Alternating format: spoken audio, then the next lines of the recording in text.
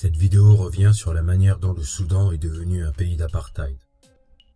Elle évoque comment Kadhafi a joué de la haine entre les tribus négro-africaines et arabes du Darfour, les razzias esclavagistes séculaires, l'arabisation forcée du pays depuis l'indépendance, ou encore l'utilisation de milices ayant opéré de véritables massacres sur les tribus négro-africaines durant les années 80 ainsi que durant les années 90, sous la dictature d'Omar el-Béchir.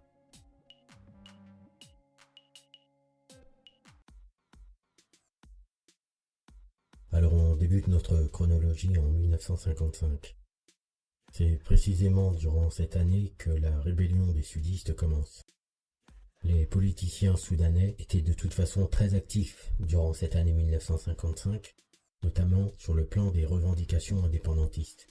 Et ils poussaient le colonisateur anglais à organiser un référendum pour savoir si le Soudan souhaitait obtenir l'indépendance ou s'il souhaitait continuer à être une colonie anglaise. Déjà, à cette époque-là, les peuples du Sud, eux, ne voulaient absolument pas faire partie d'une nation qui serait dirigée par les Nord-Soudanais. Tout simplement parce que ces Nord-Soudanais sont exactement les mêmes qui les avaient esclavagisés pendant des années et qui pratiquaient contre eux un racisme totalement décomplexé. De plus, il faut savoir que le Soudan, en tant que nation, n'a jamais existé. Les seuls rapports que les populations arabes du Nord ont eus tout au long de l'histoire avec les Dinka, les Chilous ou les Nouers et les autres ethnies négro-africaines qu'on trouve dans le sud du pays, ce ne sont que des rapports de domination, des rapports de maître à esclave.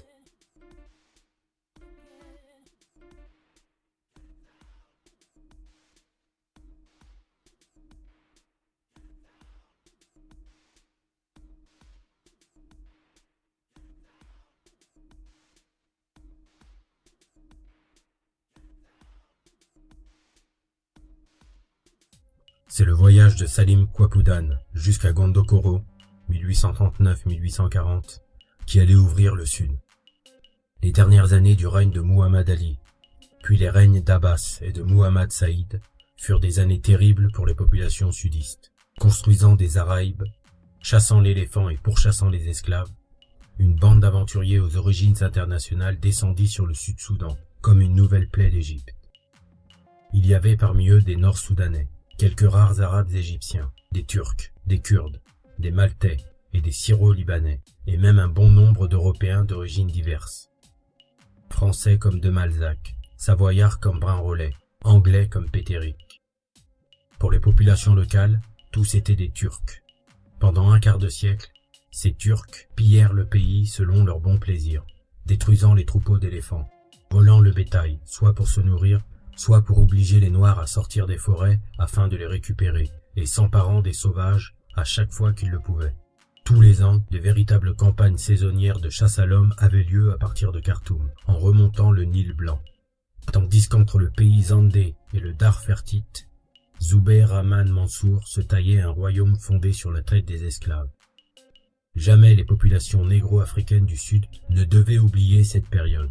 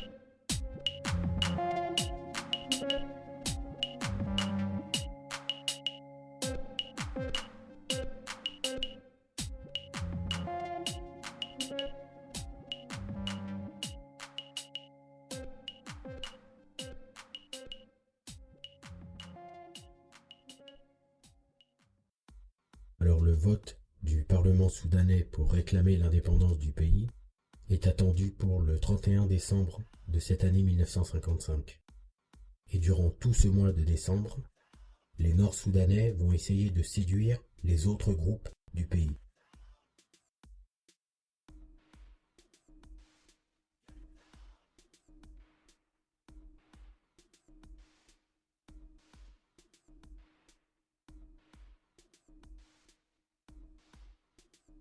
Les députés nord-soudanais savent une chose de toute façon, c'est que, en cas d'indépendance, ils dirigeront eux le pays, pour la simple et bonne raison que les élites du Soudan proviennent précisément des tribus arabes du nord. Et d'ailleurs la zone la plus développée de cette colonie anglaise se trouve précisément à Khartoum, qui se trouve au nord du pays. Donc des pourparlers vont s'engager entre les députés sudistes d'une part et les députés nord-soudanais. Et les ethnies négro-africaines vont exiger une chose, c'est qu'elles veulent des garanties pour ne pas se voir ostracisées au sein même du futur Soudan. Donc ces ethnies réclament par conséquent un système de gouvernance de type fédéral qui permettrait à chaque région du Soudan de respecter les cultures, les langues et les croyances des peuples qui y habitent, plutôt que de voir imposer une islamisation et une arabisation globale du Soudan qui au final ne se ferait qu'au profit des Nord-Soudanais. Le 19 décembre, le député Moubarak Zarouk a déposé une motion qui demande à l'Assemblée soudanaise de tenir compte des désirs d'un système fédéral venant de la part des députés sudistes. Cette motion va être votée, et les Nord-Soudanais vont par conséquent faire semblant de soutenir un système de type fédéral, justement parce que ce qu'ils veulent, c'est s'assurer les votes des députés sudistes.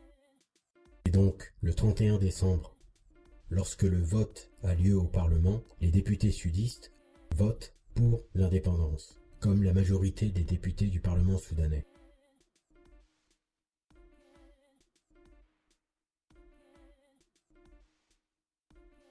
La motion d'indépendance passe donc, ce qui fait que le lendemain, le 1er janvier 1956, naît officiellement la République du Soudan.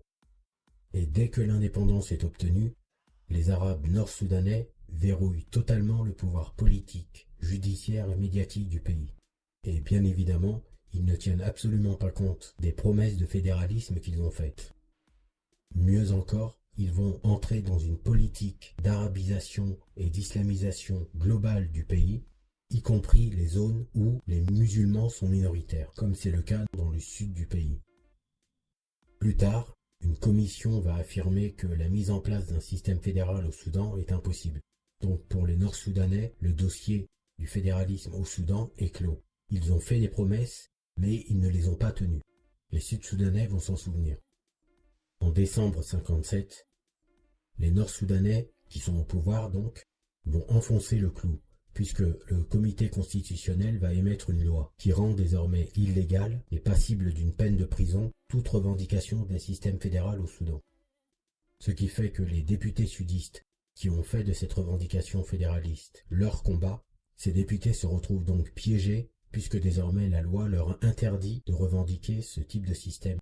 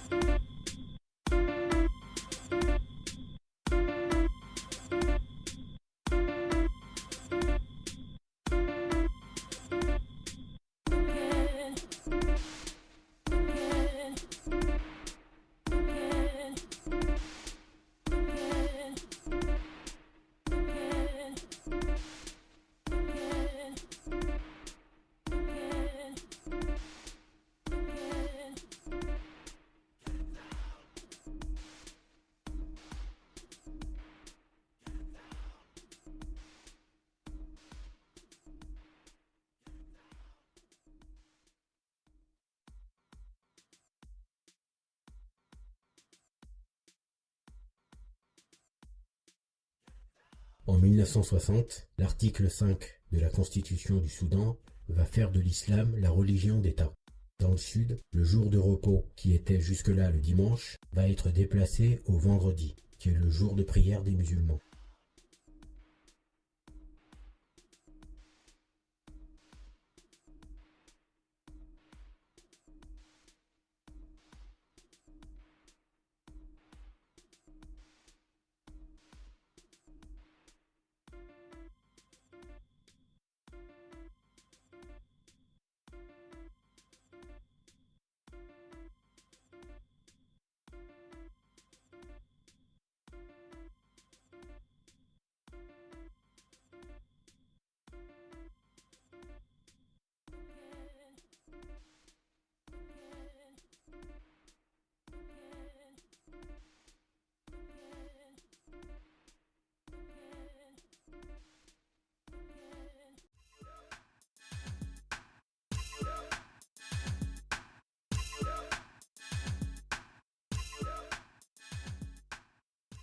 En 1969, le Soudan subit un coup d'État.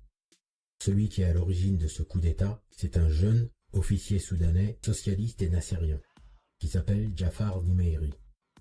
Alors Jafar Nimeiri, il a été formé dans une école militaire américaine qui est située dans le Kansas, et lorsqu'il prend le pouvoir, il le prend avec ses alliés communistes et d'autres progressistes de gauche.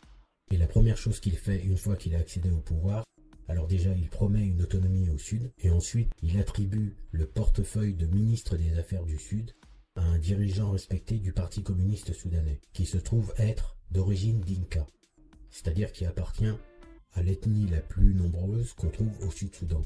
Son nom c'est Joseph Garang, à ne pas confondre avec John Garang, qui est lui aussi un dinka, mais qui est le fondateur du SPLA.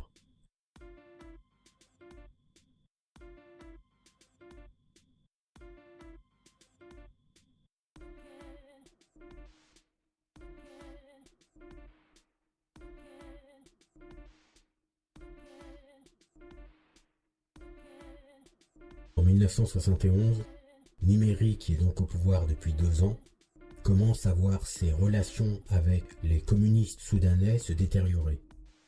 Et c'est là que ces communistes soudanais vont tenter un coup d'État contre Jafar Nimeiri.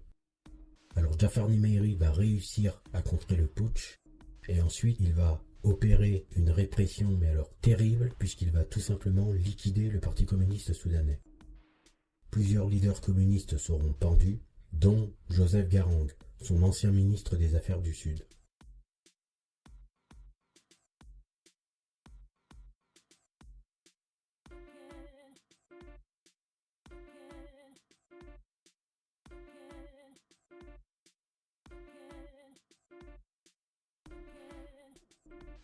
Vous voyez actuellement une coupure du Times qui date du 30 juillet 1971 et qui montre un manifestant communiste arabe qui se trouve à Moscou, qui brandit le portrait d'Abdelkalek Madjoub, qui se trouve être le secrétaire général du Parti communiste. Alors Abdelkalek Madjoub a lui aussi été pendu par Nimeiri, après la trahison du colonel Kadhafi, puisque c'est le colonel Kadhafi qui a fait détourner son avion alors qu'il était réfugié en Libye, et qui, suite à ce détournement, a livré Madjoub au chef de l'État soudanais, qui l'a pendu sur le champ. Suite à cette répression anticommuniste, Moscou s'est officiellement indigné, et Nimeiri a diplomatiquement envoyé paître les soviétiques, puisque de toute façon, à la base, Nimeiri considère que la tentative de coup d'État n'a pu se faire qu'avec l'appui des services secrets des pays de l'Est. Et c'est précisément ce coup d'État des communistes qui va changer radicalement l'histoire du Soudan, puisque Jafar Nimeiri va s'écarter de son alliance avec l'URSS pour se rapprocher du monde occidental, et plus particulièrement des États-Unis d'Amérique. Et c'est justement ce moment précis de l'histoire qui échappe à tous ces gens qui échafaudent des théories ridicules et qui alignent des âneries sur le Soudan, notamment lorsqu'on les entend dire que ce sont les États-Unis qui ont créé ou qui ont aidé à créer la rébellion du Sud qui va entrer en guerre en 1983 contre le Nord.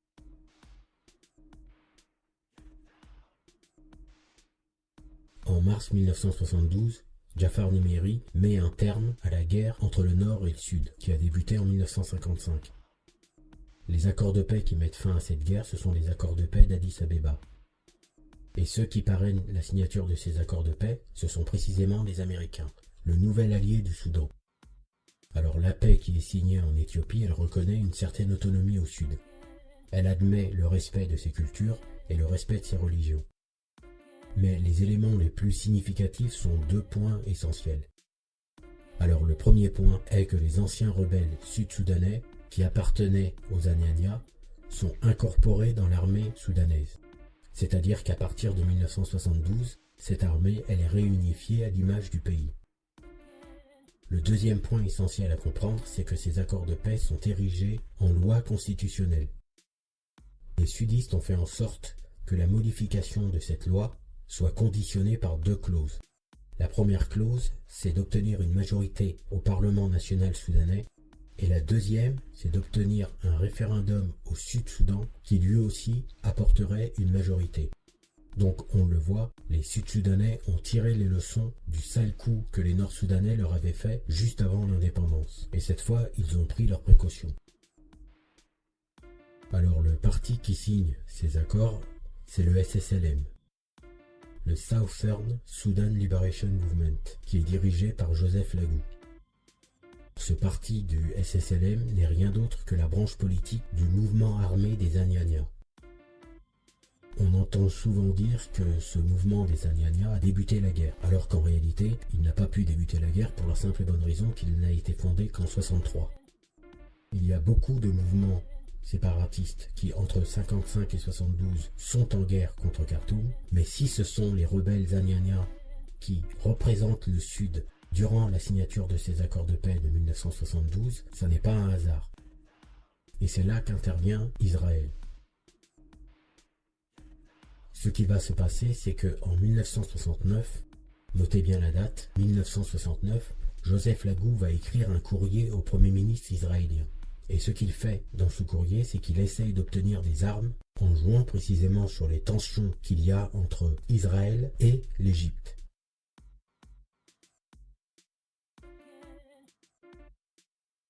Nous avons commencé à nous battre pour l'indépendance les mains vides. Nous ne voyions aucune autre option que de nous battre pour le droit de notre peuple à vivre en toute liberté. Nous n'avions que 3 fusils à l'époque. Moi-même, je n'avais pour seule arme qu'une machette.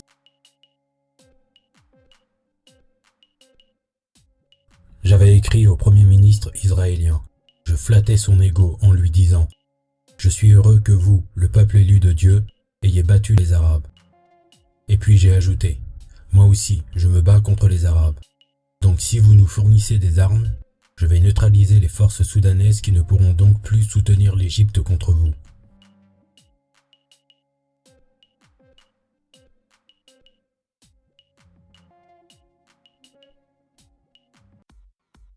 Il faut savoir que Jafar Nimeri s'est toujours présenté comme un fervent nassérien et surtout comme un défenseur des Palestiniens.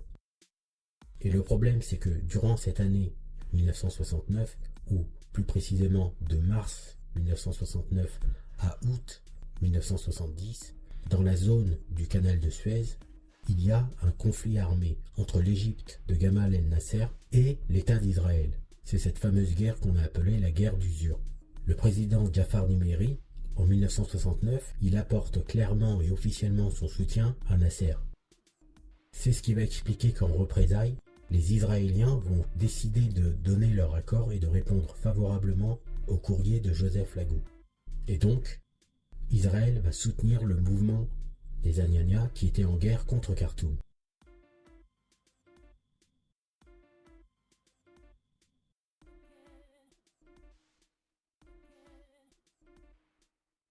Formé en Israël, le général ougandais ne trouvera rien à redire à l'aide israélienne aux rebelles du Sud-Soudan, ni à la construction de bases aériennes secrètes pouvant être utilisées contre l'Égypte.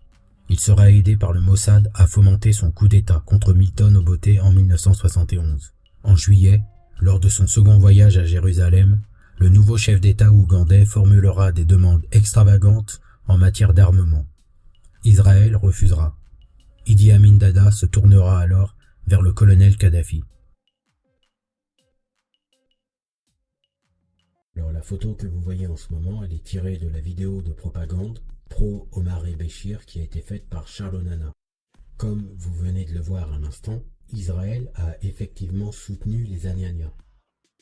Mais ce support a eu lieu de 1969, date de la guerre d'usure et du positionnement pro-égyptien du président soudanais, jusqu'à la fin de la guerre, lorsque les accords de paix sont signés. Sauf que Charles Onana, lui, n'explique absolument rien du contexte que je viens de vous expliquer.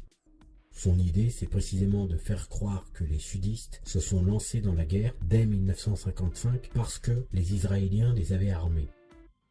Et lorsque vous écoutez attentivement sa vidéo, c'est ce qu'il essaye de mettre dans la tête des gens. Le travail d'Onana est bien évidemment de délégitimer la révolte des sudistes. Pour lui ôter ce caractère de légitimité, ce qu'il fait, c'est qu'il fait intervenir la notion de complot. Et en plus, pas n'importe quel complot, c'est le complot israélien. Charles Onana ne présente pas la situation de la manière dont il la présente, sans aucune arrière-pensée.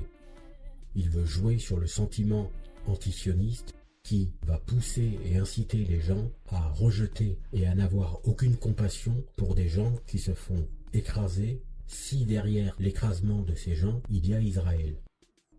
Alors on sait de toute façon, tous ces gens qui se disent antisionistes, l'oppression des Africains, ils n'en ont strictement rien à faire.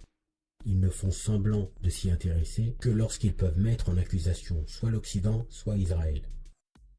Voilà pourquoi, lorsque des Africains sont victimes de racisme ou de tueries, comme ça a été le cas durant des décennies au Soudan, et surtout lorsque les bourreaux sont des Arabes, vous avez tous ces antisionistes, y compris quand ils sont noirs, qui se défilent et qui cherchent à compenser leur hypocrisie et leur lâcheté en invoquant la théorie des complots. Dans le même registre, vous avez par exemple Louis Farrakhan de Nation of Islam, qui n'hésite pas à défendre la Libye quand l'OTAN bombarde Tripoli. Mais ce même Louis Farrakhan, lorsque Omar el-Béchir massacre 300 000 personnes en quelques mois, on ne l'entend pas faire une seule condamnation du dictateur soudanais. Pour la simple et bonne raison que Louis Farrakhan, en réalité, il n'est mu que par sa haine d'Israël et de l'Amérique. Du coup, il se sent bien évidemment plus proche de quelqu'un comme Omar el-Béchir, avec lequel il partage les mêmes détestations, plutôt que de se sentir proche des victimes du Darfour. Et ensuite, pour se donner bonne conscience, lui et son site finalcall.com se sont lancés dans une espèce de manœuvre dilatoire pour rendre Omar el-Béchir respectable, en reprenant d'ailleurs la thèse officielle du gouvernement soudanais, à savoir que, au Darfour, il y a juste eu une guerre entre des tribus arabes et africaines, et que, d'autre part, les USA cherchent un prétexte pour attaquer le Soudan et exploiter le pétrole à leur profit. Alors je reviendrai plus longuement une autre fois sur ce qui s'est réellement passé au Darfour et sur la propagande qu'a fait la Nation of Islam ainsi que leur site The Final Call pour manipuler l'information à ce niveau-là. Mais ce qu'il faut savoir au sujet de la prétendue guerre qu'il y a eu au Darfour, c'est que cette guerre elle a fait entre 300 000 et 500 000 morts, et que la très grande majorité de ces morts appartiennent quasi exclusivement à des tribus négro-africaines. On a eu des avions qui ont été utilisés, et ces avions qui étaient utilisés bombardaient des villages africains, qui ensuite étaient attaqués par l'armée, accompagnés de miliciens, ces fameux Janjaweed dont nous avons entendu parler. Miliciens et militaires ensuite exécutent des gens, brûlent les récoltes, empoisonnent les puits.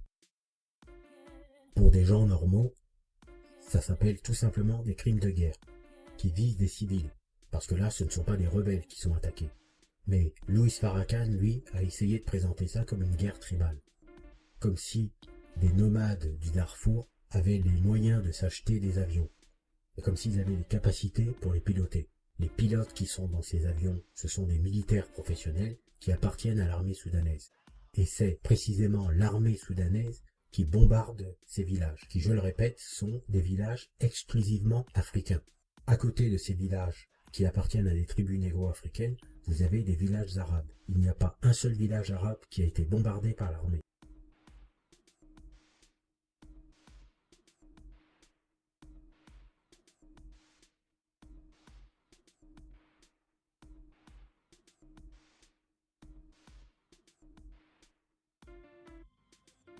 Le rapprochement entre les États-Unis et le Soudan va tellement prendre d'importance que le Soudan va devenir, dans le monde, le 6e pays qui reçoit le plus d'aide militaire venant des États-Unis d'Amérique. En Afrique subsaharienne, il sera le premier. Ce rapprochement entre les États-Unis d'Amérique et le Soudan va expliquer pourquoi le 23 novembre 1974, le président Jafar Nimeri va offrir un permis d'exploration pétrolière à la société américaine Chevron. Le permis que va obtenir Chevron est un permis d'exploration qui se situe dans le sud du pays, sur 500 000 km². Pour vous donner une idée du permis d'exploration et de ce qu'il représente, 500 000 km², c'est grosso modo la superficie de la France. C'est ce que va offrir Jafar Nimeri à la société américaine Chevron. Et tout au long des années 70, les États-Unis d'Amérique vont armer l'armée soudanaise et vont aussi participer à la formation des officiers soudanais. Et c'est ça qui va expliquer que plusieurs officiers soudanais, d'ailleurs de toutes origines, vont aller aux États-Unis pour parfaire leur formation militaire, au nom de la coopération entre ces deux pays. Et c'est ainsi que le futur chef des rebelles sud-soudanais, le fameux John Garang, va se retrouver à Fort Benning en 1974, entraîné par les Américains. Sauf que, il faut préciser une chose, c'est que John Garang, qui était un ancien rebelle à Nyanya, a profité de la signature des accords de paix de 1972 pour incorporer l'armée soudanaise. Et c'est donc en tant que militaire de la République du Soudan qu'il rejoint Fort Benning en 1974. En 1974, le Soudan est en paix. Il n'existe plus aucun rebelle avec les armes à la main.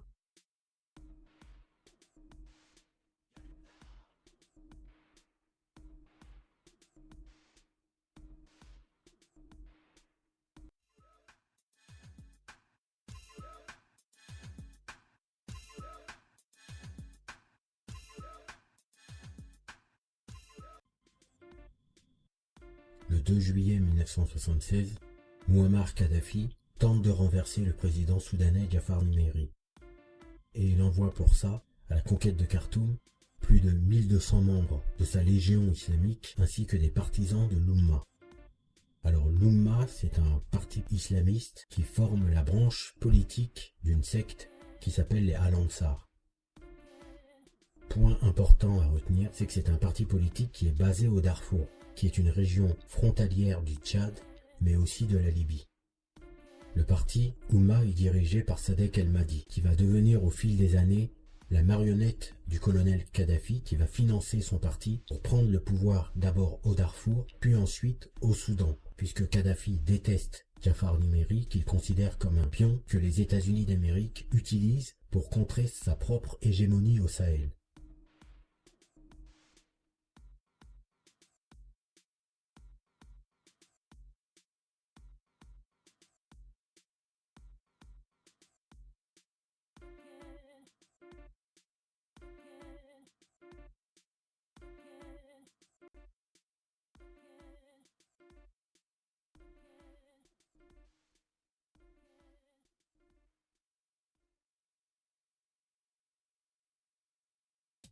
Dès novembre 1969, le Frolinat avait reçu des bases arrières en Libye, et la presse libyenne avait commencé à dénoncer Tomba el-Baïl, le tyran du Tchad. Pour faire bonne mesure, Kadhafi avait ressuscité une vieille querelle frontalière entre les deux pays en réclamant la bande d'Aouzou. Mais une autre dimension qui avait été peu remarquée à l'époque tenait au racisme de Kadhafi. Son hostilité au régime de Tomba el-Baïl était au moins en partie due au fait que celui-ci était un noir, africain, chrétien, et que dans sa première incarnation révolutionnaire des années 70 et 1980, Kadhafi était non seulement un panarabiste frénétique, mais aussi un partisan résolu de la suprématie culturelle arabe en Afrique. Ce trait est aujourd'hui un peu oublié car à la suite de l'attentat de Lockerbie et des sanctions internationales qu'il entraîna, le guide de la grande Jamaïria arabe se convertit à un africanisme de circonstance qui lui fit dénoncer furieusement ses anciens amis arabes. Mais au début des années 70, le régime de Tripoli était lourdement engagé dans une politique arabiste dans le Sahel. Orientation qui allait avoir de lourdes conséquences pour les relations interethniques au Darfour, où le bouillant colonel allait intervenir pendant des années.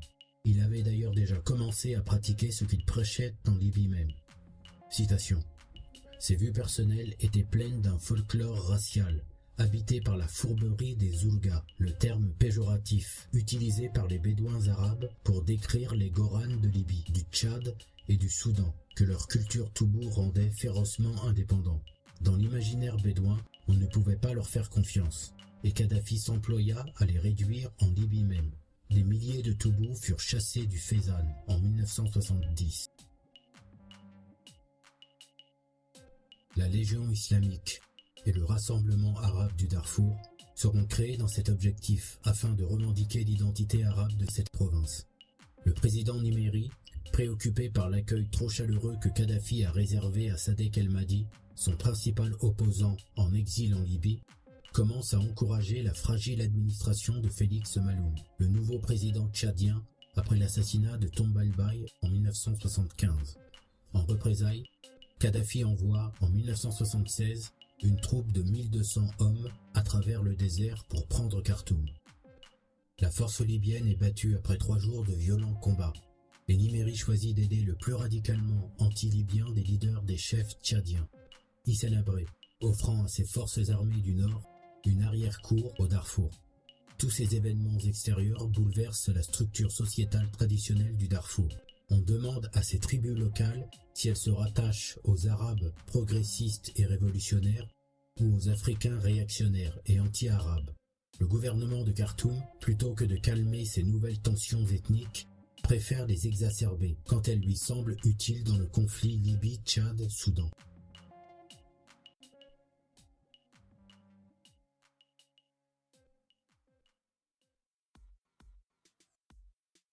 Alors, durant les années 70 et 80, au mépris de la souveraineté du Soudan d'ailleurs, le Darfour va purement et simplement être occupé par le guide libyen. Et Kadhafi va y faire construire des routes, des pistes d'atterrissage pour ses avions, et il va s'y comporter comme si le Darfour était une région qui appartenait à la Libye. En 1972, c'est au Darfour que Kadhafi va installer sa fameuse Falaika al-Islamia, c'est-à-dire la Légion islamique. Alors cette Légion islamique, elle est supposée être le fer de lance d'un futur État arabo-musulman qui serait basé au Sahel et qui réunirait des États comme la Libye, le Tchad, le Soudan et le Niger. C'était une des obsessions de Kadhafi. Et d'ailleurs, dans la narration que je vais faire des événements du Soudan, vous allez voir que ce désir de Kadhafi d'inciter tous ces États que je viens de citer à fusionner avec la Libye va revenir sans cesse. Alors la tentative de coup d'État de Kadhafi est sur le point de réussir, puisque la Légion islamique et les Al-Ansar vont prendre Khartoum pendant 3 jours. Sauf que l'armée soudanaise va réussir à se ressaisir et va prendre le dessus au terme d'un combat quasiment au corps à corps qui va se passer en plein Khartoum.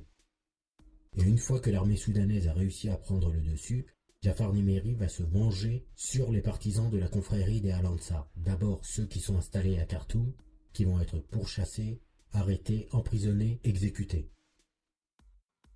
Ensuite, Jafar Niméri va envoyer son armée au Darfour, c'est-à-dire le bastion du parti Oumma et de la secte des Al-Ansar. Et l'armée soudanaise là-bas va massacrer encore des centaines de membres de la confrérie des Al-Ansar. Ces tueries vont faire des milliers de morts. Et pendant ce temps-là, le fameux Sadek El-Mahdi, lui, il est en exil bien au chaud à Tripoli, protégé par Kadhafi.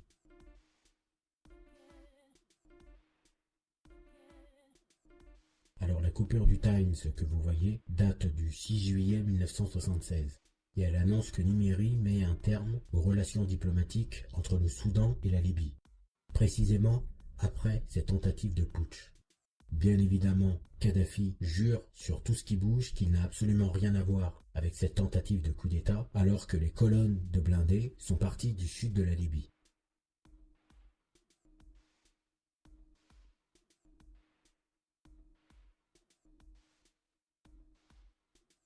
Bon, il faut préciser un point, c'est que durant les années 70 et les années 80, Mouammar Kadhafi n'est absolument pas un panafricaniste. C'est un musulman panarabe. C'est ce qui explique son soutien aux rebelles du Frolinat, qui sont en guerre contre le président Tombalbaye, qui lui est un chrétien du sud du Tchad qui appartient à l'ethnie Sahara. Pour Kadhafi, un musulman blanc vaut mieux qu'un musulman noir. Mais un musulman noir vaudra toujours mieux qu'un chrétien noir. Raison pour laquelle il soutient ces rebelles du nord du Tchad, après avoir trouvé un prétexte pour intervenir dans la politique intérieure du pays. Et l'alibi qu'il avait trouvé, c'était que le président tchadien François Tombalbaye opprimait les musulmans de son pays. Puisqu'en effet, la plupart des rebelles du Frolinat sont des Arawa, comme par exemple l'actuel président du Tchad, Idriss Déby, ou alors des Goran Toubou, comme l'ancien Premier ministre et ancien président du Tchad, Hissène Habré.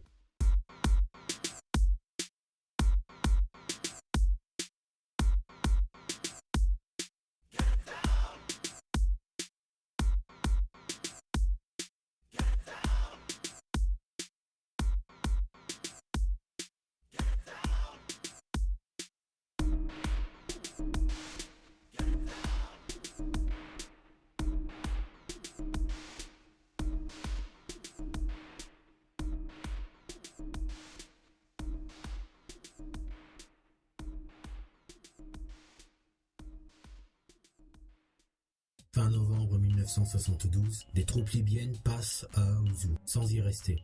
Fin janvier 1973, 7 véhicules militaires libyens arrivent dans l'oasis, distribuent des vivres et vaccinent les populations.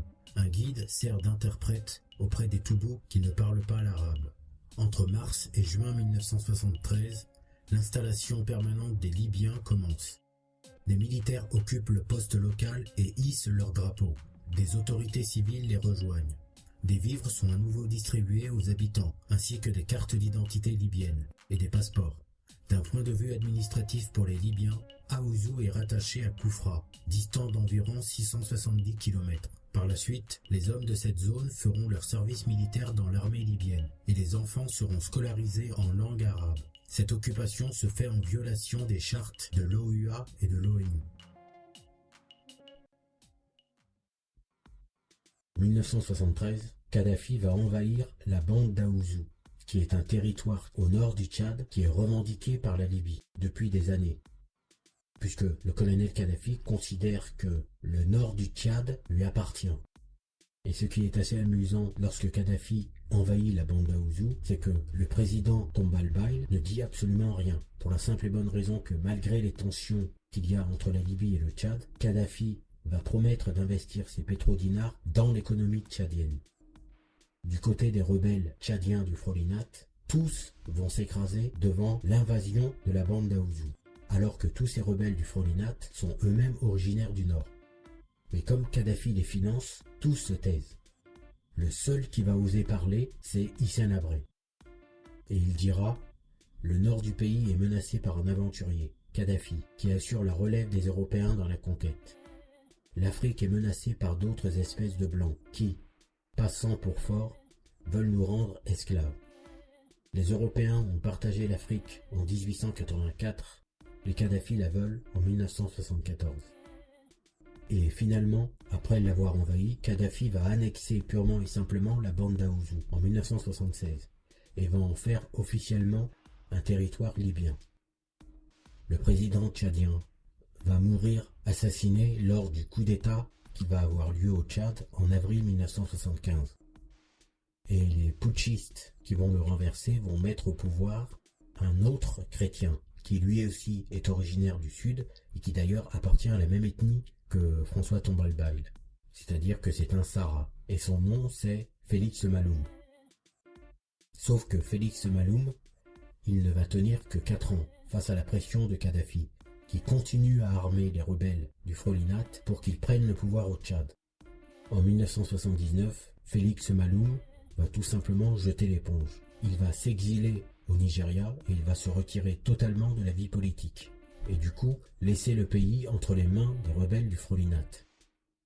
Sauf que, une fois débarrassé des chrétiens du Sud, Kadhafi croyait pouvoir s'approprier le pays puisque maintenant il était dirigé par des rebelles musulmans originaires du Nord, dont un certain Goukouni Wedei, qui est un membre du Frolinat, mais surtout qui est un des plus pro-Kadhafi des rebelles du Frolinat. Sauf que quelques années plus tard, la guerre va éclater entre le premier ministre du Tchad, Hissène Habré, qui est anti-Kadhafi, et le président Goukouni Weddey, qui lui est pro-Kadhafi. Goukouni Weddey est soutenu et armé par Kadhafi, tandis que Hissène Habré va être armé par la France. Et c'est précisément cette guerre civile entre des anciennes factions du Frolinat qui va précipiter la Libye à entrer dans la guerre civile du Tchad et envahir le pays le 15 juin 1980 pour venir en aide à Goukouni Weddey.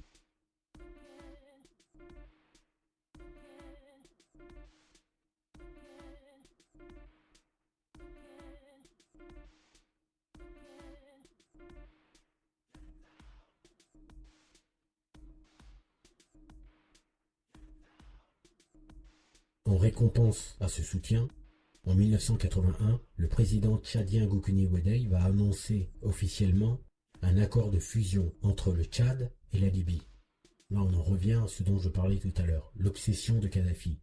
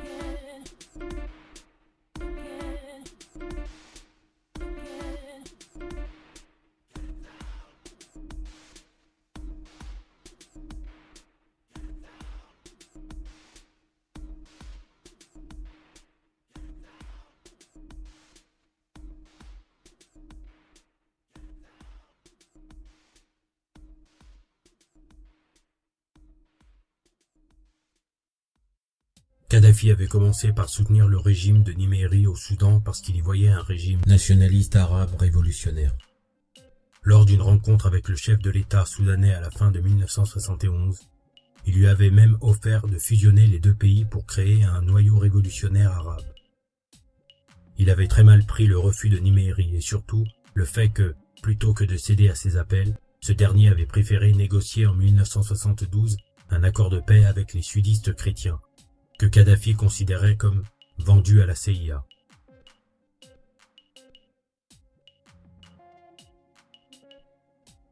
Déçu dans ses plans pour une grande union arabe obtenue par le dialogue, le leader libyen commença à envisager des moyens beaucoup plus musclés d'y parvenir, et le Darfour jouait un rôle essentiel dans ses plans de subversion. En 1972, il créa la Falaïka al-Islamiyya, Légion islamique, qui devait dans son esprit devenir l'instrument d'une unification révolutionnaire arabe du Sahel. Et pour prolonger l'action de la Falaïka al-Islamia, il soutint au Darfour le Tadjamou el-Arabi, Union arabe, organisation arabe ouvertement raciste qui prêchait l'arabisation de la province et la réduction des tribus noires à un statut d'inférieur.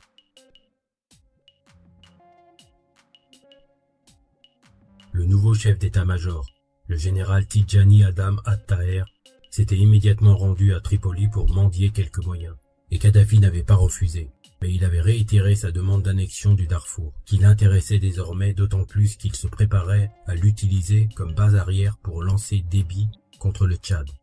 Et dès septembre, de nouveaux affrontements reprirent au Darfour, lorsque les Libyens commencèrent leur politique d'armement des tribus arabes.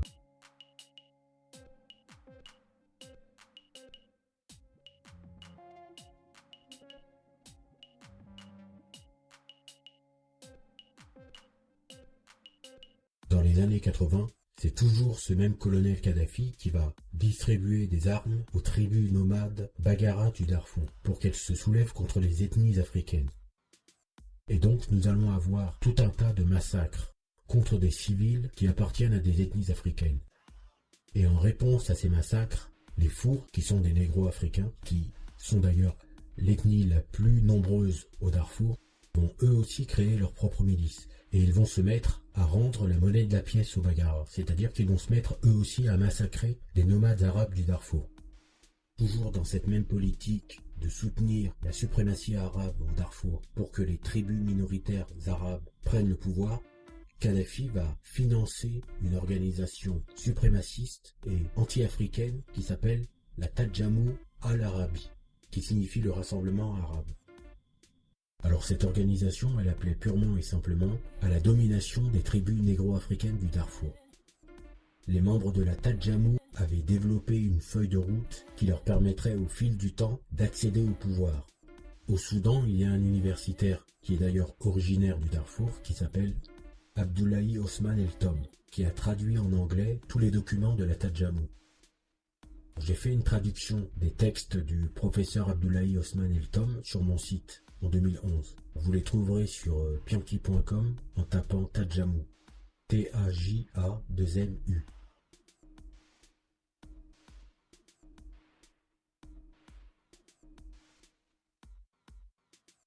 Alors là, vous avez un extrait du document 1, dans lequel les membres de la Tadjamou écrivent au Premier ministre soudanais qui est Sadek El-Mahdi, c'est-à-dire le chef du parti de l'Oumma.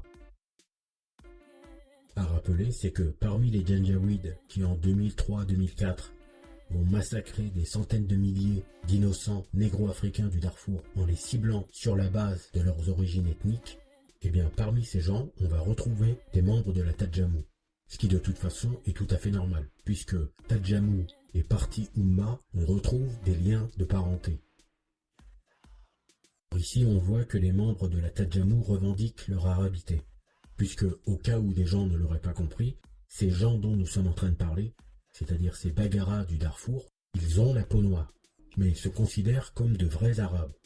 Et ce que l'on voit aussi, c'est qu'ils revendiquent représenter 70% de la population du Darfour. Ce qui bien sûr est totalement faux, puisque s'ils représentaient réellement 70% de la population du Darfour, ça signifierait par conséquent que le pouvoir, il l'obtiendrait démocratiquement, sur la simple base de la démographie.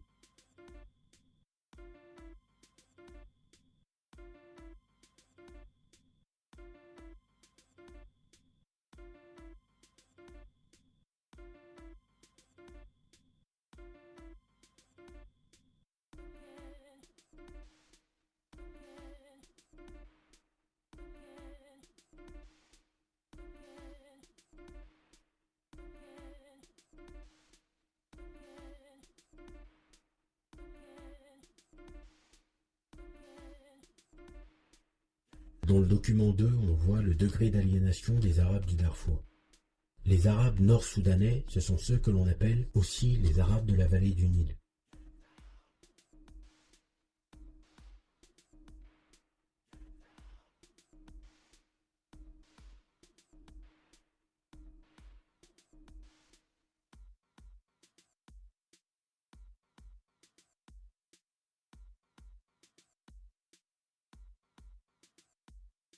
base, ce sont des Arabes qui ont la peau blanche. Ils sont d'origine abbasside. Sauf que ces Arabes se sont métissés au cours de l'histoire avec les populations qui habitaient ces régions, et qui sont des régions historiques qui étaient habitées par des peuples nubiens. De leur côté, les Arabes Baggara, eux, sont issus d'Arabes qui sont arrivés bien plus tard, en provenance du Yémen. Et eux aussi se sont métissés avec des autochtones du Darfour, des monts Nouba et aussi avec des Dinka. Ce métissage se faisait tout simplement par le biais des esclaves africains qu'ils rasiaient chez ces populations. Et ensuite ils avaient des enfants avec eux. Beaucoup d'entre eux n'ont d'ailleurs pas une seule goutte de sang arabe dans les veines. Sauf qu'au Soudan, les Arabes qui se revendiquent arabes sur une base culturelle, pas sur une base raciale. Alors ce qu'il faut savoir donc, c'est que il y a des tensions entre ces deux groupes. À savoir que les Nord-Soudanais qui sont des sédentaires considèrent les Baggara qui eux sont des nomades comme des bouseux, des ploucs et des ignares. De leur côté, les membres de la Tadjamou qui eux sont des Arabes du Darfour, comme vous pouvez le voir, ils accusent les Nord-Soudanais de n'être qu'un ramassis de mulâtres d'origine égypto-nubienne. Ils leur disputent le droit de contrôler le pays puisqu'ils considèrent que c'est à eux, Baggara du Darfour, qui sont eux de vrais Arabes, de diriger le pays. En revanche, il y a une chose sur laquelle ces deux groupes sont d'accord, c'est pour considérer les tribus autochtones, c'est-à-dire donc les tribus qui ne se définissent pas comme étant des tribus arabes, c'est de considérer ces tribus comme des barbares et des abides, c'est-à-dire des esclaves, même quand ils sont musulmans, comme c'est le cas au Darfour, puisqu'au Darfour, que ce soit les Arawa, que ce soit les Massalites, ou que ce soit l'ethnie la plus importante qui est les Fourtes, tous ces peuples sont musulmans. En ce qui concerne ces populations que l'on trouve au Darfour, vous avez des populations qui se définissent comme négro-africaines, et vous avez d'autres tribus qui se définissent comme arabes. Ça n'est pas une invention des médias, ce n'est pas une invention du colonialisme, c'est une réalité au Soudan.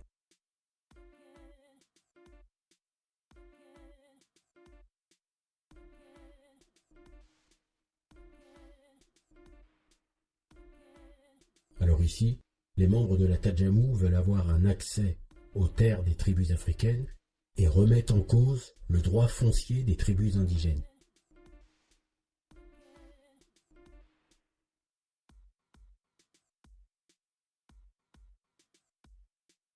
Alors dans le document 3, la Tadjamou al-Arabi prône le vol du bétail des fours, l'assassinat de leurs leaders ainsi que de leurs intellectuels.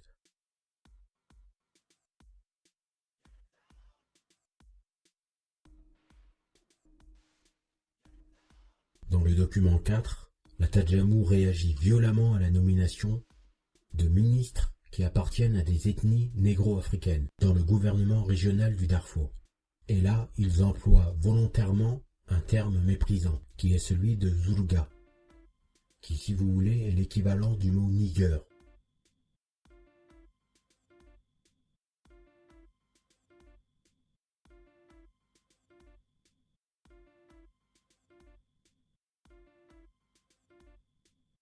Dans le document 6, les membres de la Tadjamou ont participé à un massacre.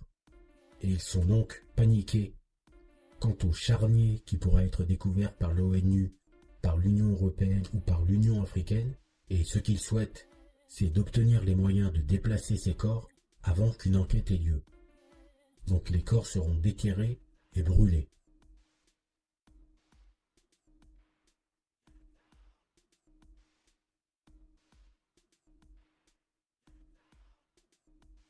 Le professeur Abdoulaye Osman El-Tom va écrire dans sa conclusion, je cite, « Ceux qui voient les meurtres de masse comme une caractéristique essentielle pour définir le terme de génocide peuvent se tourner vers les documents 3 et 6. Le terme ibada traduit avec précision anéantissement, extermination ou éradication et apparaît 2 fois dans le document 3. Il est à noter que la première fois que le terme de ibada est apparu dans la communication de la Tadjamou, c'était en 1992, dans le document 3.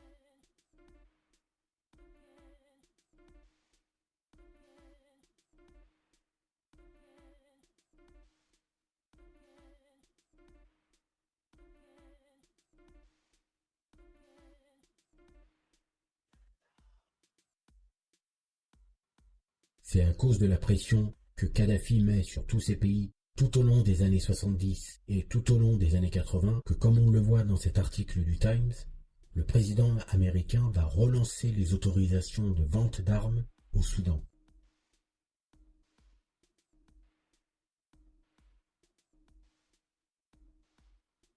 Mais les choses sérieuses vont commencer en 1977. C'est durant cette année qu'il va y avoir des élections au Soudan.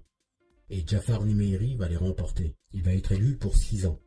Sauf que, à partir de 1977, le Jafar Nimeyri qui a pris le pouvoir en 1969, et surtout celui qui a signé les accords de paix de 1972, c'est-à-dire le Jafar Nimeyri qui était plus ou moins ouvert à la discussion avec les populations du Sud, ce Jafar Nimeyri, il va s'effacer purement et simplement. Il va laisser place au Jafar Nimeyri islamiste et arabiste.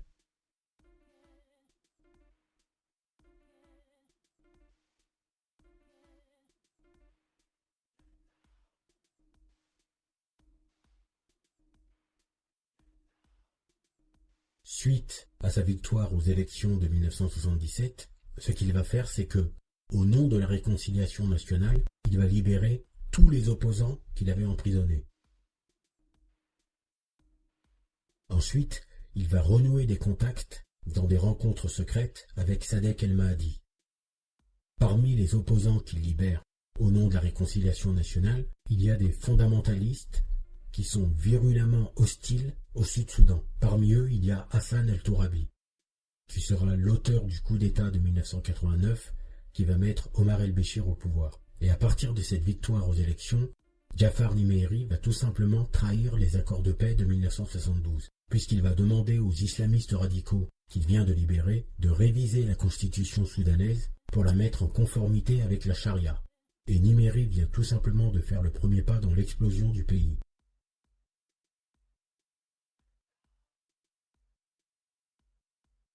En 1979, Nimeyri va faire d'Hassan El-Tourabi son ministre de la Justice. Mais là où les choses vont commencer réellement à se gâter, c'est au début des années 80. Et la raison, elle est simple. C'est que Chevron va découvrir du pétrole au Sud-Soudan, en plein pays d'Inka. Et à partir du moment où les Américains vont prévenir Jafar Nimeyri pour lui dire qu'il y a du pétrole dans le Sud-Soudan, c'en est fini de l'ouverture au Sud. C'est simple, la découverte du pétrole a rendu le président soudanais totalement dingue, et il va envoyer paître tous les accords de 1972, puisqu'il va les trahir un à un. À partir de 1977, le régime s'islamise et revient sur les concessions faites aux sudistes. Redivision du Sud en 3 régions, Équatoria, Bahr el-Ghazal et Onil, éviction des fonctionnaires d'Inka, et surtout, refus de partager avec le Sud la manne pétrolière à venir, pourtant située pour l'essentiel dans le sous-sol du Sud. Le projet de creusement du canal de Jonglei, qui démarre en 1978, destiné à assécher les marais du Haut-Nil pour fournir un surcroît d'eau au nord et à l'Égypte, provoque aussi l'inquiétude des peuples d'éleveurs concernés. 1981. Le projet de redivision du Sud provoque des divergences entre sudistes. La zone pétrolifère est décrétée province de l'unité par le gouvernement et rattachée au nord. Mais surtout, là où Jafar Nimeyri va montrer son vrai visage, c'est que, suite à la découverte de pétrole dans le Sud, ce qu'il va faire, c'est qu'il va se lancer dans des manœuvres de manipulation, de tracer des frontières des provinces du Sud. Tout simplement parce que son but, c'est de faire balancer les zones pétrolières sous juridiction des États du Nord. Et logiquement, avec la trahison des accords de paix de 1972, la guerre est déclarée à nouveau, en 1983, avec la fondation officielle du SPLA-SPLM, qui est le mouvement sudiste de John Garang.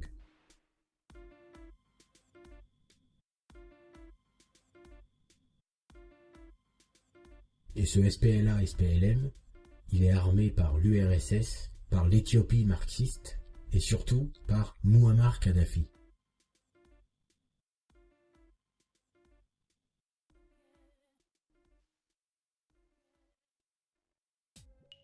En 1983, au moment où le colonel Garang prend les armes, la guerre froide bat son plein. À Khartoum, le maréchal Nimeyri, ancien assyrien reconverti dans l'alliance avec Washington, depuis que les communistes ont tenté de le renverser en 1971, vient d'attribuer d'importantes concessions pétrolières à la société américaine Chevron. Son armée est équipée par les États-Unis, et il représente la couverture sud de l'Égypte, seul pays arabe à avoir reconnu l'existence de l'État d'Israël. Pour l'Amérique, ce soulèvement des Noirs chrétiens du Sud a tout du complot communiste. En réalité, son chef, le colonel John Garang, était un soldat pragmatique, éduqué à l'école militaire de Fort Benning et à l'université d'Iowa, et secondé par des officiers qui n'avaient certainement pas lu Karl Marx.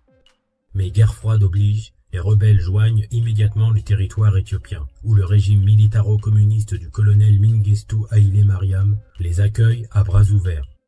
Dès les premiers mois du conflit, les rôles sont solidement distribués. Khartoum est appuyé par les Américains, tandis que la guérilla du SPLM reçoit l'aide de l'Éthiopie communiste, de l'URSS et de la Libye du colonel Kadhafi. Note numéro 2. Ce dernier n'intervenait pas par conviction idéologique, mais plutôt à cause d'une querelle personnelle entre lui et le maréchal Niméry, datant de 1971. À l'époque, Kadhafi avait garanti la sécurité de certains des leaders du coup d'État communiste, réfugiés en Libye, que Niméry avait pendu par la suite.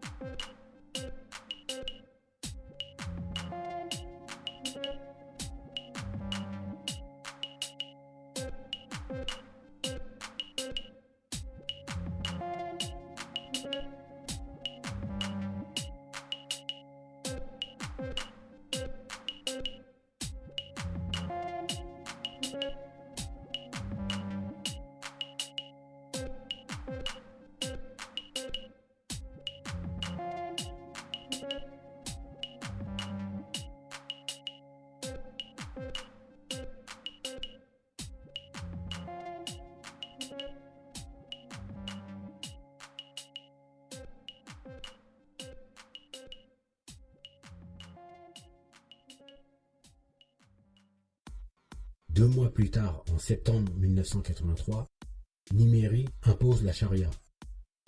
Désormais, le code pénal intègre les châtiments corporels qui sanctionnent les peines d'adultère, le vol ou la consommation d'alcool. Et du coup, on autorise l'amputation des membres, ainsi que les coups de fouet.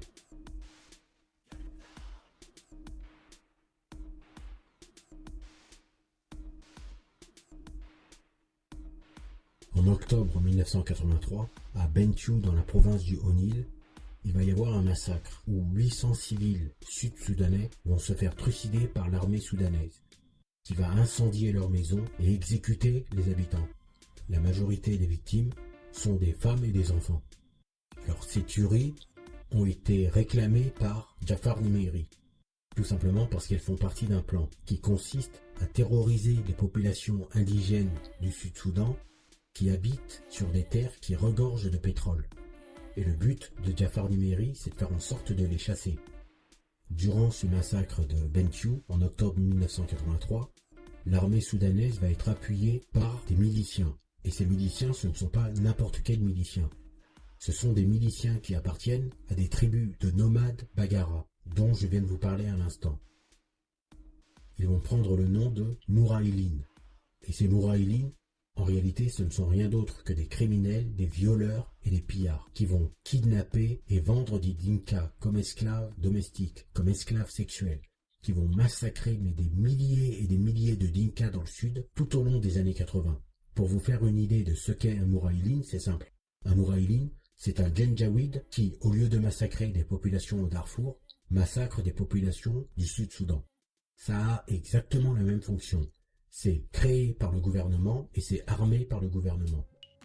L'esclavage au Soudan réapparaît dans la période actuelle avec les razzias des milices au début de la guerre civile. L'essentiel du phénomène est concentré dans une zone relativement limitée. Les milices issues des Arabes Bagara du sud Kordofan et du sud Darfour, pour l'essentiel des Misriya et des Rizeigat, ont attaqué les villages d'Inka du nord Bahr el Ghazal, kidnappé des femmes et des enfants gardés depuis en captivité. Les gouvernements successifs du Soudan ont utilisé les milices comme élément d'une stratégie militaire contre la PLS. Ces milices sont généralement appelées Mouraïlines, déformation de l'arabe Maraïl, nomade. L'inébranlable soutien gouvernemental à ces Mouraïlines a été jusqu'à être complice de l'asservissement.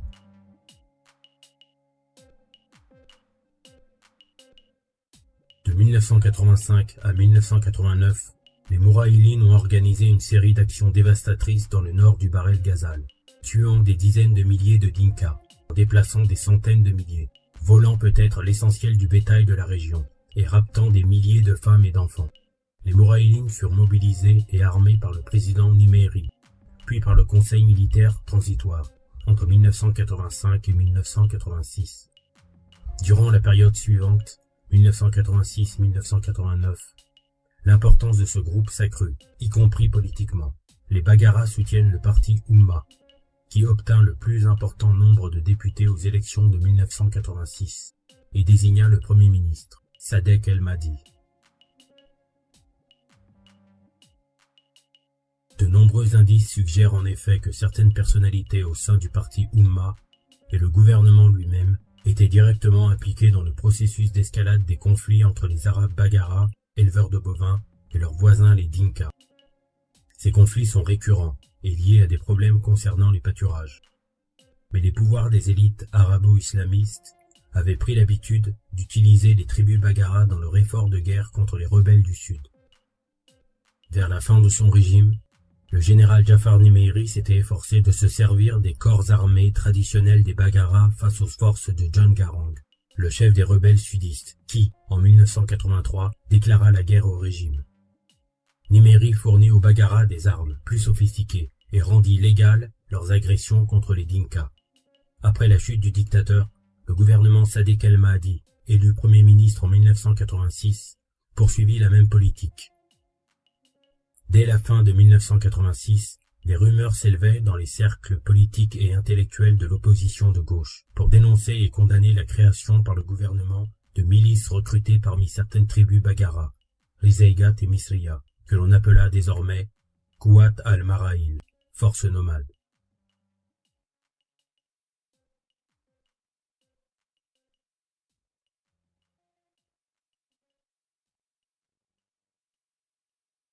Vous aurez noté que l'imposition de la charia ainsi que le massacre de Bentiu ont eu lieu entre septembre 1983 et décembre 1983.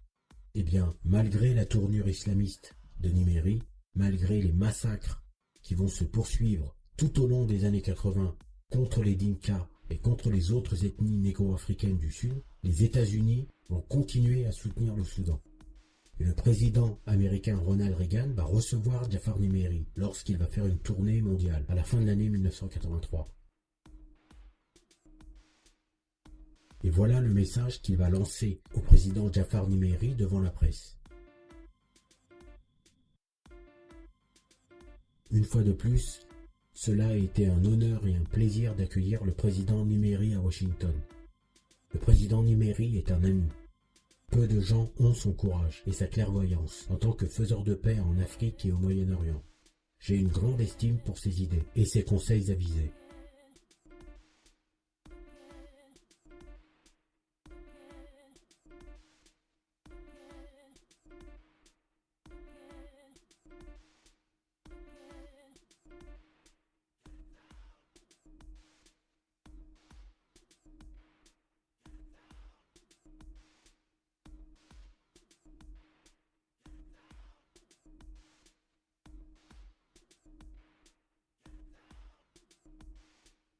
Là, je vais terminer cette vidéo en citant quelques manipulateurs. Les majors pétrolières US connaissaient la richesse pétrolière du Soudan depuis le début des années 70. En 1979, le président Jafar Nimeiri rompait avec les soviétiques et invitait Chevron à venir exploiter le pétrole du Soudan. Ce fut peut-être une erreur fatale. L'ambassadeur auprès des Nations Unies, George Bush, avait personnellement parlé à Nimeiri des photos satellites indiquant des gisements pétroliers au Soudan. Nimeiri a mordu à l'hameçon. La conséquence en ont été les guerres pour le pétrole. Alors cet article est titré « Le Darfour, c'est une affaire de pétrole, idiot ». Il a été rédigé par William Engdahl. Alors autant le dire tout de suite, cet article c'est juste un ramassis d'âneries. Comme on vient de le voir à l'instant, Chevron exploite le pétrole depuis 1974, puisque c'est Jafar Nimeri qui a offert des concessions à Chevron pour venir prospecter au niveau des terres du Sud-Soudan. Et tout ça, ça ne s'est pas fait en 1979, contrairement à ce que dit Engdahl. Et surtout, ce qui est intéressant, c'est que Engdahl dit que Nimeri a mordu à l'hameçon et prétend donc que ce sont les mensonges des Américains qui auraient incité Nimeri à mettre un terme à ses relations avec les Soviétiques, pour se rapprocher des Américains qui, eux, lui promettaient d'enrichir son pays grâce au pétrole. Et du coup, tout ça aurait favorisé la guerre au Soudan. Cet article, c'est juste une grosse farce. Et ce qui est terrifiant, c'est que vous avez des gens qui y croient, tout simplement parce que l'article est faussement argumenté. On a l'impression quand on le lit que le type qui parle, c'est un spécialiste et qu'il sait de quoi il cause. Alors qu'en réalité, il suffit juste de connaître un tout petit peu l'histoire du Soudan pour se rendre compte qu'il dit des énormités, mais le pire, c'est que ces énormités, elles sont facilement vérifiables. Le clash entre Nimeri et les Soviétiques date de 1971. Et il est lié à la tentative de coup d'État des communistes soudanais. Bien évidemment, Engdahl n'a pas intérêt à expliquer ça. Tout simplement parce que ça remettrait en cause ce qu'il a envie de cacher. C'est-à-dire que depuis 1971, les États-Unis d'Amérique et le Soudan sont des pays alliés. Du coup, s'il reconnaît cette vérité, il ne pourra plus ensuite expliquer que ce sont les États-Unis qui ont armé les rebelles du Sud-Soudan en 1983, lorsque la guerre a éclaté. Voilà pourquoi il est obligé de mentir sur l'histoire du Soudan et de noyer la vérité dans de vilaines astuces rhétoriques dans lesquelles d'ailleurs vont tomber les petits neuneux qui ne connaissent rien à l'histoire du Soudan mais qui ont envie de croire ça, tout simplement parce que ça les arrange. On leur présente tout simplement une thèse qui correspond à ce qu'ils attendent. Ça ne correspond pas à la vérité ils s'en foutent complètement. Ce qui les arrange, c'est de voir quelque chose qui va pouvoir ensuite justifier le fait qu'ils viennent grogner contre les Américains. Voilà le jeu auquel jouent tous ces antisionistes, tous ces anti-impérialistes. Ils se contrefichent de ce qui se passe en Afrique et ils n'instrumentalisent les souffrances africaines que quand ils y trouvent un intérêt. Et quand ça ne colle pas à ce qu'ils ont envie de vendre, ils manipulent l'histoire.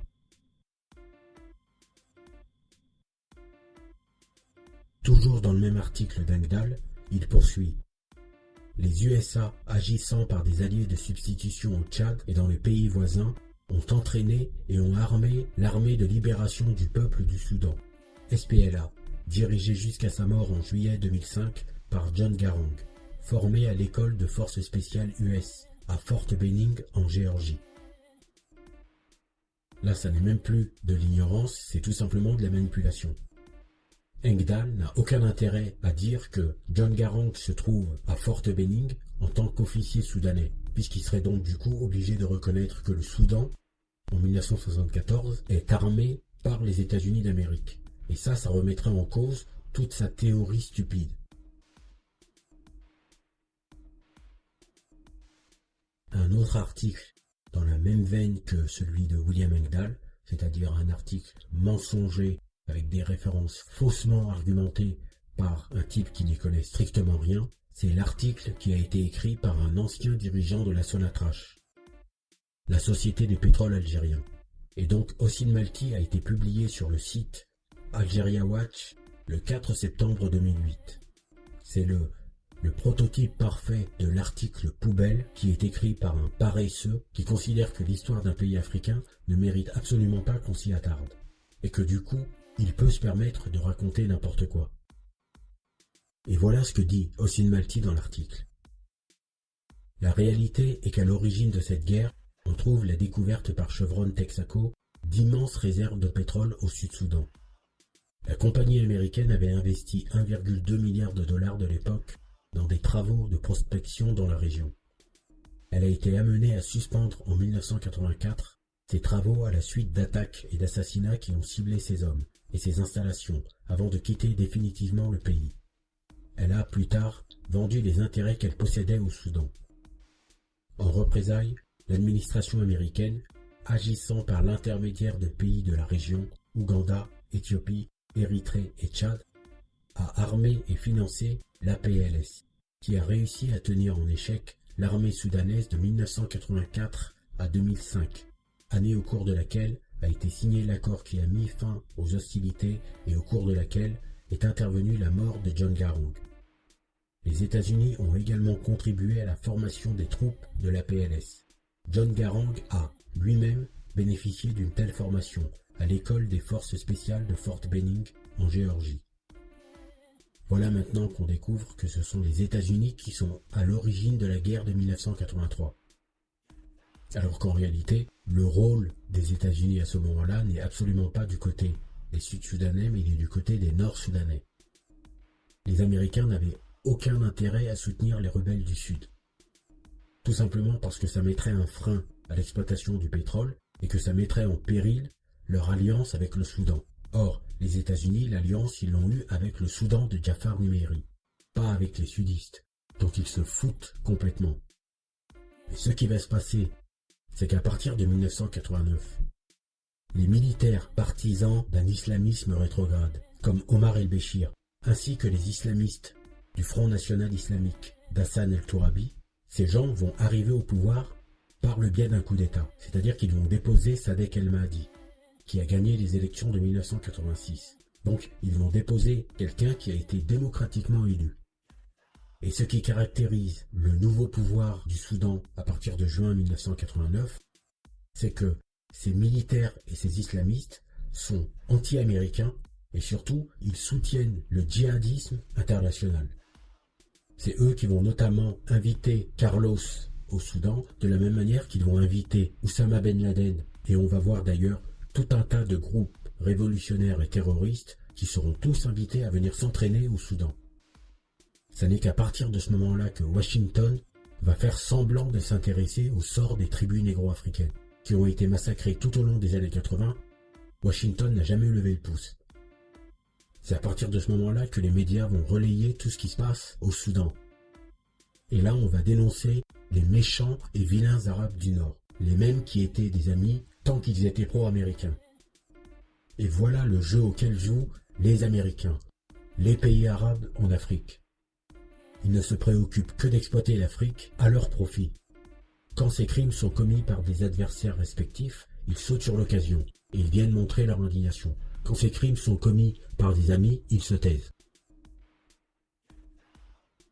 Quant à Israël, si Numeri était effectivement, au début de sa carrière politique, un anti-israélien convaincu, par la suite, il va finir par accepter les accords de Camp David et une ébauche de reconnaissance vis-à-vis de Tel Aviv va se dessiner, puisqu'on va le retrouver d'ailleurs avec le ministre de la Défense d'Israël, qui à l'époque était Ariel Sharon, en grande discussion en 1982 au Kenya.